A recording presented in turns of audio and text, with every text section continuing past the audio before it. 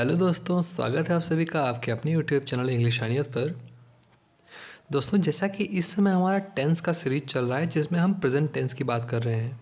हमने पिछली वीडियो में बात की थी प्रेजेंट इंडेफिनिट टेंस के बारे में और आज हम डिटेल में डिस्कस करने वाले हैं प्रेजेंट कॉन्टिन्यूअस टेंस को। दोस्तों, आप लोगों से एक रिक्वेस्ट है। मुझे पता है कि ये मेरा चैनल एजुकेशन से रिलेटेड है, इसलिए इतना ज़्यादा ग्रो नहीं होगा। तो अगर आप जितनी ज़्यादा से ज़्यादा इसको शेयर कर सकें जिसको इस चीज़ की ज़रूरत हो तो बहुत मेहरबानी होगी। चलिए बिना किसी देरी के अब हम वीडियो शुरू करते हैं। तो दोस्तों, पिछली वीडियो में भी मैंने आपको बताया था कि प्रेजेंट टेंस 4 तरह के होते हैं। प्रेजेंट इंडेफिनिट, जिसको हम सिंपल टेंस भी है, सिंपल प्रेजेंट टेंस कहते हैं। प्रेजेंट कॉन्टिन्यूअस, प्रेजेंट परफेक्ट और प्रेजेंट परफेक्ट कॉन्टिन्यूअस। इसमें हमने प्रेजेंट इंडेफिनिट के बारे में अच्छे से डिटेल में जानकारी ले ली है और अब आज बात करते हैं प्रेजेंट कॉन्टिन्यूअस टेंस के बारे में। दोस्तों, प्रेजेंट कॉन्टिन्यूअस जानते हैं क्या होता है? The present continuous verb tense indicates that an action और condition is happening right now frequently that not finished yet and may continue in the future। इसका मतलब क्या हुआ? इसका मतलब ये हुआ कि जो प्रेजेंट कॉन्टिन्यूअस टेंस होता है तो जो उसमें वर्ब है ना, जो प्रेजेंट कॉन्टिन्यूअस टेंस का वर्ब होता है वो वर्ब इस तरह से यूज़ किया जाता है जिससे कि हमको ये पता चले कि कोई भी काम अभी तक ख़त्म नहीं हुआ है और वो कॉन्टिन्यूअसली चल रहा है। ठीक है, और इसको हम क्या कहते हैं? प्रेजेंट प्रोग्रेसिव टेंस भी कहते हैं। जिस भी सेंटेंस में अगर वो हिंदी का कोई सेंटेंस लिखा हो उसके लास्ट में रहा है ना, उसके लास्ट में रहा है या फिर रही है और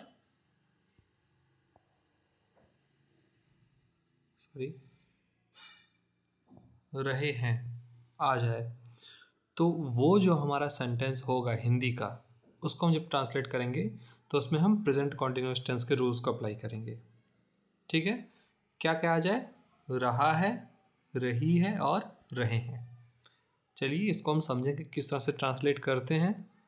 तो शुरू करते हैं आज की ट्रांसलेशन की प्रोसेस। तो कल ही की तरह मैंने आपको फिर से एक बार ये बताया कि जो पॉजिटिव सेंटेंसेस होते हैं वो क्या होते हैं जिसमें निगेटिव वर्ड्स ना आए। और निगेटिव वर्ड्स कौन कौन से होते हैं? जो हमारे एन लेटर्स होते हैं, एन वाले, जैसे नो या फिर नॉट, ये सारे जो हमारे वर्ड्स हैं ये निगेटिव वर्ड्स होते हैं। ठीक है, तो जब ये किसी भी सेंटेंस में नहीं आते हैं वो हमारे पॉजिटिव सेंटेंस होते हैं। अब यहाँ पे पॉजिटिव सेंटेंस का स्ट्रक्चर दिया हुआ है। क्या दिया हुआ है कि अगर आपके हिंदी जो अनुवाद वाले सेंटेंस कोई होगा जिसके लास्ट में रहा है, रही है या रहे हैं आ रहा होगा, उसको जब हम ट्रांसलेट करेंगे इंग्लिश में तो किन चीज़ों का ध्यान रखेंगे, किस तरह से उसका स्ट्रक्चर होगा? सबसे पहले होगा हमारा सब्जेक्ट, उसके बाद होगा इज या एम, उसके बाद होगा वर्ब का फर्स्ट फॉर्म और आईएनजी, उसके बाद ऑब्जेक्ट। ठीक है, और अगर हमारा सब्जेक्ट प्लूरल होगा तो सब्जेक्ट के साथ आर लगेगा, वर्ब का फर्स्ट फॉर्म और आईएनजी, फिर ऑब्जेक्ट। अब कैसे ही होगा हम इसको समझते हैं अच्छे से डिटेल में। जैसे मान लीजिए कोई सेंटेंस लिखा हुआ है राम क्रिकेट खेल रहा है। ठीक है, हमने इसमें क्या पढ़ा था कि जब भी किसी सेंटेंस के लास्ट में रहा है, रही है, रहे हैं आ रहा होगा वो हमारा सेंटेंस का जब ट्रांसलेशन करेंगे तो वो प्रेजेंट कॉन्टिन्यूअस टेंस के रूल के अकॉर्डिंग होगा। इसमें रहा है आ रहा है ना। अच्छा, अब देखते हैं ये पॉजिटिव है कि निगेटिव है। ये पॉजिटिव है, क्यों? क्योंकि इसमें नहीं, कहीं पे नहीं आ रहा है, निगेटिव वर्ड है ना, कहीं पे नहीं आ रहा है तो इसलिए ये हमारा पॉजिटिव होगा। अच्छा, इसको जब हम ट्रांसलेट करेंगे तो क्या हमने पढ़ा है कि देखना है हमको सिंगुलर है प्लूरल, तो राम की बात हो रही है और राम सिंगुलर है तो इसलिए ये सिंगुलर रूल के अकॉर्डिंग जाएगा। अब सिंगुलर रूल का क्या फार्मूला है? Subject plus is am are plus verb का फर्स्ट फॉर्म, सॉरी आर नहीं, इज एम, वर्ब का first form ING plus object. Subject क्या है? राम, तो हमने राम पहले लिख दिया। अब is am are, sorry is या एम, माफ़ कीजिएगा आर बार बार निकल जा रहा है, ये प्लूरल के लिए, सिंगुलर के लिए इज या एम। तो एम हमेशा किसके लिए लगता है? आई के लिए, तो आई तो यहाँ पे है नहीं तो हम क्या लगाएंगे? इज। ठीक है, तो राम के बाद क्या लगा? इज। वर्ब का फर्स्ट फॉर्म खेलना, खेलना का फर्स्ट फॉर्म क्या होता है? प्ले, है ना? प्ले मीन्स खेलना होता है, तो प्ले हो जाएगा और उसके साथ में क्या लग जाएगा? आईएनजी, तो क्या हो जाएगा? प्लेइंग। तो राम इज प्लेइंग, ऑब्जेक्ट क्या खेल रहा है? क्रिकेट। इस तरह से हमारा सेंटेंस बन जाएगा। अच्छा, अगर यहाँ पे कोई ऐसा सेंटेंस आपको दिख जाए जिसमें आई हो, तो मैं सोने जा रहा हूँ, हमने क्या बताया था? रहा है, रही है, रहे हैं, मतलब कोई काम हो रहा है, खत्म नहीं हुआ है, इसीलिए उसको कॉन्टिन्यूअस कहते हैं। कॉन्टिन्यूअस टेंस, कॉन्टिन्यू है कोई काम, है ना? तो मैं सोने जा रहा हूँ यहाँ पे आया, मतलब एक कॉन्टिन्यूअस है, ये प्रेजेंट टेंस का कॉन्टिन्यूअस है। ये मैं मेरे एक की बात कर रहा है, इसलिए सिंगुलर वाले इसमें लगेंगे। तो सब्जेक्ट क्या है? आई। इज या एम लगेगा? आई है तो एम लगेगा। जाना का क्या होता है? गो, तो गो प्लस आईएनजी मतलब गोइंग। क्या करने? सोने, सोने वाला ऑब्जेक्ट टू स्लीप। ठीक है। तीसरा क्या है? बच्चे पढ़ रहे हैं, है ना? रहे हैं आया, रहे हैं मतलब ये प्रेजेंट कॉन्टिन्यूअस का ही सेंटेंस है। बच्चे सब्जेक्ट है, सब्जेक्ट हो गया। पढ़ना, लेकिन बच्चों सब्जेक्ट का जो हमारा हेल्पिंग वर्ब लगेगा वो क्या लगेगा? आर लगेगा। क्यों लगेगा? क्योंकि ये प्लूरल के लिए आर लगाते हैं, और चिल्ड्रन मतलब बच्चे होते हैं, चाइल्ड मतलब बच्चा होता है ना? तो children are study first form होती है हमारी, तो स्टडी के बाद आईएनजी लगा देंगे। यहाँ पे लिखा हुआ है ना, स्टडीइंग। ऑब्जेक्ट कोई नहीं है तो कोई बात नहीं। तो इस तरह से हमारा सेंटेंस बनता है। ठीक है। अब मैं आपको एक्सरसाइज सॉल्व करके बताता हूँ, जितने भी डाउट्स होंगे वहाँ पे क्लियर हो जाएंगे। सॉरी। अब देखिए यहाँ पे एक्सरसाइज दिया हुआ है, हमको सॉल्व करना है। कैसे सॉल्व करना है? हमने जो अभी तक रूल्स पढ़े हैं उसके अकॉर्डिंग। पिताजी टीवी देख रहे हैं। अब यहाँ पिताजी कौन है? सिंगुलर है ना?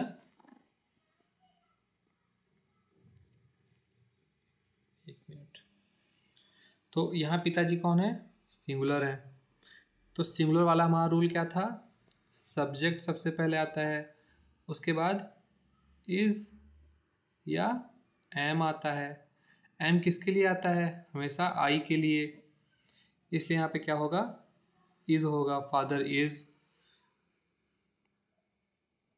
ये एम के लिए आई आता है, ठीक है? तो फादर इज हो जाएगा। यहाँ पे लिख के आपको बता देते हैं।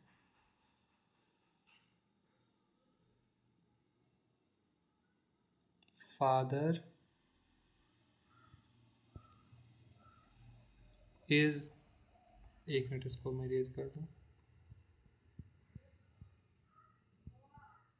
ठीक है? ओके। फादर इज, टीवी देख रहे हैं, देख रहे हैं, देखने की इंग्लिश क्या होती है? वॉच। और मैंने ही बताया था वर्ब के फर्स्ट फॉर्म के साथ आईएनजी लग जाता है अगर रहे हैं आ रहा है लास्ट में। तो इज, WATCHING,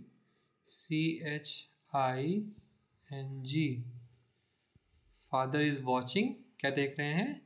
टीवी, टेलीविज़न। ठीक है। इस तरह से ये हमारा सेंटेंस बन जाएगा। इजी है। अगला क्या क्वेश्चन है? मैं लखनऊ शहर जा रहा हूँ। मैं की इंग्लिश क्या होती है? आई। आई के साथ हमेशा क्या लगता है? एम। जा रहा हूँ, जाने की इंग्लिश क्या होती है? गो। और आई एन जी लग जाएगा तो आई एम गोइंग। ठीक है। कहाँ जा रहा हूँ? To Lucknow city. आगे इस तरह से बन जाएगा, है ना? तो इतने से इसमें लिखा नहीं जा रहा है। आई होप कि आपको समझ में आ रहा होगा मैं क्या बोल रहा हूँ। तो I am going to Lucknow city, क्यों मैंने लगाया आई एम गोइंग? क्योंकि आई के साथ हमेशा एम लगता है। दूसरी बात, यहाँ पे मैं है तो सिंगुलर है, सिंगुलर के साथ हमेशा इज या एम लगता है। ठीक है। प्लूरल होता तो आर लगता। समझ में आ रहा है? तो ये होता है हमारा पॉजिटिव सेंटेंसेस को बनाने का तरीका। अब बताते हैं आपको निगेटिव सेंटेंस को कैसे बनाते हैं।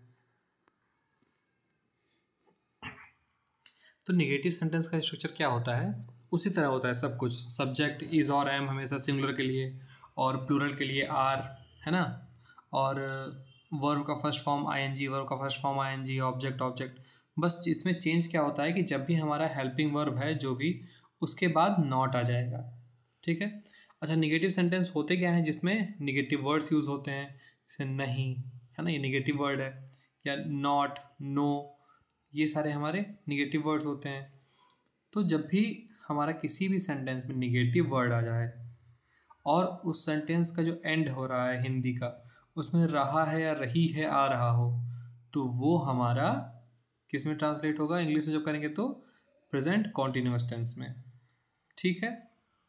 और अगर इंग्लिश में कोई सेंटेंस दिया हुआ है जिसके लास्ट में आईएनजी आ जा रहा हो, तो वो हमारा प्रेजेंट कॉन्टिन्यूअस टेंस हो जाता है। बहुत ईजी है समझना, है ना। अच्छा, अब अगर कोई भी सेंटेंस हिंदी में दिया हो, राम क्रिकेट नहीं खेल रहा है, ठीक है, सेंटेंस दिया है राम क्रिकेट नहीं खेल रहा है, उसको जब हमको अगर ट्रांसलेट करना है इंग्लिश में, तो उसको क्या करेंगे, सबसे पहले सब्जेक्ट दिया हुआ है सिंगुलर के लिए, सब्जेक्ट राम हो गया, इज़ या एम लगेगा, इज़ लगेगा, इज़ लगा दिया, नॉट लगेगा, नॉट लगा दिया, खेलना की इंग्लिश क्या होती है, प्ले, प्ले हो गया, फिर उसके साथ आईएनजी, आईएनजी हो गया, तो प्लेइंग हो गया। क्या नहीं खेल रहा है, क्रिकेट। ठीक है। तो इस तरह से हमारा सेंटेंस बनता है। उसी तरह मैं सोने नहीं जा रहा हूँ, तो मैं की इंग्लिश क्या हो जाएगी, आई, हूँ की एम, आई के साथ हमेशा एम लगता है, सिंगुलर है ना। फिर हेल्पिंग वर्ब के बाद नॉट, जाना का गो, फिर आईएनजी, गोइंग, क्या करने, सोने, मतलब to sleep, I am not going to sleep. इस तरह से हम बनाते हैं निगेटिव सेंटेंसेस। आइए एक्सरसाइज सॉल्व करके मैं आपको अच्छे से एक बार डाउट क्लियर करा देता हूँ। देखिए, आपकी एक्सरसाइजेज यहाँ पे दी हुई हैं। क्वेश्चन आपसे पूछा है, रोहन अपने कुत्ते के साथ नहीं घूम रहा है। मैंने आपको बताया जब भी नहीं वाले आ जाएं तो हमारा निगेटिव सेंटेंस का रूल लगता है। निगेटिव सेंटेंस का क्या रूल है, सबसे पहले सब्जेक्ट, उसके बाद हेल्पिंग वर्ब, हेल्पिंग वर्ब में इज़, एम या आर, उसके बाद नॉट, है ना, उसके बाद वर्ब का फर्स्ट फॉर्म, और उसके बाद आईएनजी ऐड हो जाएगा उसमें, और फिर ऑब्जेक्ट। ये हमारा रूल होता है। ठीक है। अच्छा, तो अब हमको ये सेंटेंस बनाना है कि रोहन अपने कुत्ते के साथ नहीं घूम रहा है, नहीं घूम रहा है। ठीक है। रहा है यानी कि प्रेजेंट कॉन्टिन्यूअस टेंस, नहीं मतलब प्रेजेंट कॉन्टिन्यूअस टेंस का निगेटिव सेंटेंस। उसका रूल क्या है, अभी मैंने आपको बताया। सबसे पहले सब्जेक्ट क्या है, रोहन, तो हमने यहाँ पे क्या लिख दिया, रोहन। ठीक है। अब रोहन के बाद क्या लगेगा, रोहन के साथ हेल्पिंग वर्ब इज़, एम या आर, तो रोहन सिंगुलर है तो उसके लिए इज़ लगेगा। हेल्पिंग वर्ब के बाद नॉट लग जाएगा क्योंकि यहाँ पे नहीं लिखा हुआ है ना, रोहन इज़ नॉट। अब वर्ब का फर्स्ट फॉर्म, वर्ड का वर्ब इसमें क्या है, घूमना, वॉक करना, और वर्ब का फर्स्ट फॉर्म के साथ आईएनजी वहाँ लग जाता है तो वॉकिंग। अब इतना सेंटेंस है हमारा, इसका अर्थ हो गया रोहन इज नॉट वॉकिंग, मतलब रोहन नहीं घूम रहा है। अब आगे क्या लिखा हुआ है, अपने कुत्ते के साथ, तो विथ हिज डॉग। ठीक है। Rohan is not walking with his dog. ठीक है। इस तरह से हमारा सेंटेंस बनता है। अच्छा, अब अगला क्या है, वे आज नहीं आ रहे हैं, तो इसका हम कैसे बनाएंगे, ये हमारा वे है, वे मतलब प्लूरल आ गया। प्लूरल के लिए क्या लगता है, subject plus helping verb. Helping verb में क्या आता है, आर, इज या एम नहीं होगा प्लूरल के लिए, प्लूरल के लिए हमेशा आर होता है, और नॉट क्योंकि इसमें निगेटिव है, फिर उसके बाद वर्ब का फर्स्ट फॉर्म आईएनजी, है ना। तो इस तरह से तो बनाते हैं कैसे, वे आज नहीं आ रहे हैं, सब्जेक्ट, सब्जेक्ट क्या है, वे की इंग्लिश क्या होती है, दे, और दे के साथ are, they are. Helping verb के बाद नॉट, दे आर नॉट। आना की इंग्लिश क्या होती है, कम, और कम के साथ आईएनजी लग जाएगा, दे आर नॉट कमिंग, आज नहीं आ रहे हैं, आज का मतलब today, they are not coming today. ठीक है। इस तरह से हम सेंटेंस मेकिंग करते हैं, ट्रांसलेशन करते हैं। इस तरह से हम अगर रेगुलर ट्रांसलेशन करते रहते हैं तो हमारे दिमाग में अपने आप वो चीज़ अपने आप फिगर आउट हो जाती है, जिससे इंग्लिश स्पीकिंग बहुत ज़्यादा हेल्प होती है हमारे लिए, है ना। तो यही सारी चीज़ें होती हैं जिसको हमको ध्यान रखना होता है। अब बढ़ते हैं अपने इंट्रोगेटिव सेंटेंस की तरफ। तो ये है आपके सामने इंट्रोगेटिव सेंटेंस का स्ट्रक्चर।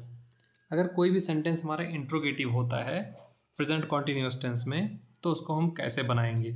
ठीक है, फिर से वही सारी चीज़ें। प्रेजेंट कॉन्टिन्यूअस टेंस कब होगा? जब किसी भी सेंटेंस के हिंदी अर्थ में रहा है, रही है, रहे, आ रहा हो, है ना।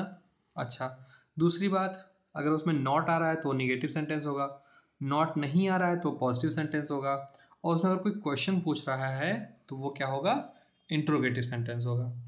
ठीक है, इंट्रोगेटिव सेंटेंस का स्ट्रक्चर क्या होता है? हम सबसे पहले इज, एम या आर लिखते हैं। सबसे पहले हेल्पिंग वर्ब हमारा होता है, फिर सब्जेक्ट, फिर वर्ब के फर्स्ट फॉर्म साथ आईएनजी और फिर ऑब्जेक्ट। ठीक है, हेल्पिंग वर्ब हम सब्जेक्ट के अकॉर्डिंग लगाएंगे। सब्जेक्ट हमारा सिंगुलर होगा तो हेल्पिंग वर्ब हमारा इज, एम, आर होगा। सब्जेक्ट हमारा प्लूरल होगा तो हेल्पिंग वर्ब हमारा केवल आर होगा। सॉरी, माफ़ कीजिएगा, फिर से मैंने बार गलती कर दी। यहाँ पे आर बार बार नहीं आ जा रहा है, यहाँ पे केवल इज या एम होगा। ठीक है, सिंगुलर के लिए, और प्लूरल के लिए हमेशा आर होगा। ठीक है, शुरू करते हैं बनाना। कैसे? क्या राम क्रिकेट खेल रहा है? अगर ये कोई ऐसा सेंटेंस दिया हुआ है, आपको ट्रांसलेट करना है तो कैसे करेंगे? सबसे पहले देखेंगे लास्ट में क्या आ रहा है। रहा है यानी कि हमको ये कंफर्म हो गया, रहा है, रही है, रहे हैं, यानी कि प्रेजेंट कॉन्टिन्यूअस। अच्छा, क्वेश्चन मार्क लगा है, मतलब कोई प्रश्न पूछा जा रहा है, मतलब इंट्रोगेटिव सेंटेंस का हो गया कोई, ये प्रेजेंट कॉन्टिन्यूअस का। क्वेश्चन क्या है? क्या राम, राम सिंगुलर है तो इसके लिए हमारा क्या लगेगा? इज या एम। एम हमेशा सिंगुलर में तब लगता है जब हम आई लगाते हैं। यहाँ पे आई है नहीं, केवल राम की है बात, तो राम के लिए हम इज लगाएंगे। ठीक है, इज राम। फिर वर्ब का फर्स्ट फॉर्म प्ले, खेलना का, आईएनजी हो जाएगा, खेल रहा है। क्या खेल रहा है? Cricket, object. इस तरह से हो गया। ऐसे ही, क्या तुम सोने जा रहे हो? तो रहे हो, present continuous tense, question mark, यानी प्रेजेंट कॉन्टिन्यूअस टेंस का इंट्रोगेटिव सेंटेंस। क्या तुम सोने जा रहे हो? क्या की इंग्लिश?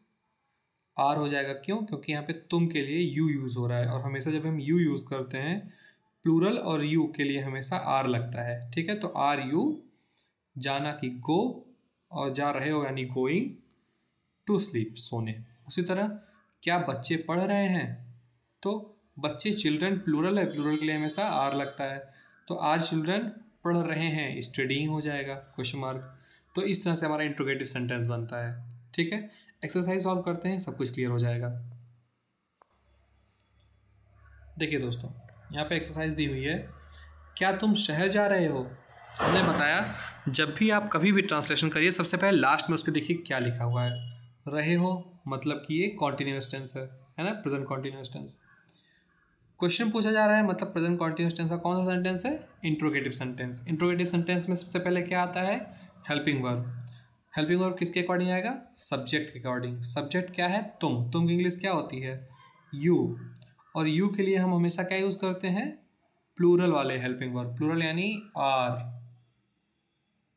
आर हो गया। ठीक है, अब आर के बाद सब्जेक्ट, सब्जेक्ट यानी तुम, तो आर यू। जाना वर्ब, वर्ब जाना है, जाना मतलब गो, और रहे हो यानी आईएनजी लिख जाएगा, तो are you going, are you going कहाँ पे? शहर। Are you going to city,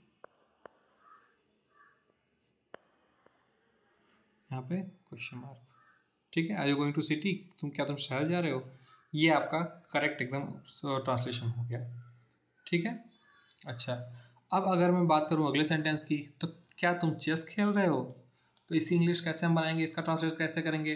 फिर से रहे हो यानी प्रेजेंट कॉन्टिन्यूअस, क्या क्वेश्चन मार्क लगा है मतलब प्रेजेंट कॉन्टिन्यूअस टेंस का इंट्रोगेटिव सेंटेंस। तुम जो सब्जेक्ट है हमारा ये प्लूरल वर्ब के लिए है, तो क्या हो जाएगा? आर तुम यानी यू। खेलना, खेलने की इंग्लिश क्या होती है? Play. Sorry, are you playing chess? Okay, question mark last में। इस तरह से हमारा होता है प्रेजेंट कॉन्टिन्यूअस टेंस में जितने भी हमारे सेंटेंसेस हो उनका ट्रांसलेशन। आई होप कि आज की वीडियो आपको अच्छे समझ में आई होगी, अगर आपने ध्यान से देखा होगा तो। बाकी मिलते हैं अगली वीडियो में, यहाँ बहुत सारे पटाखे लग रहे हैं। तब तक के लिए धन्यवाद।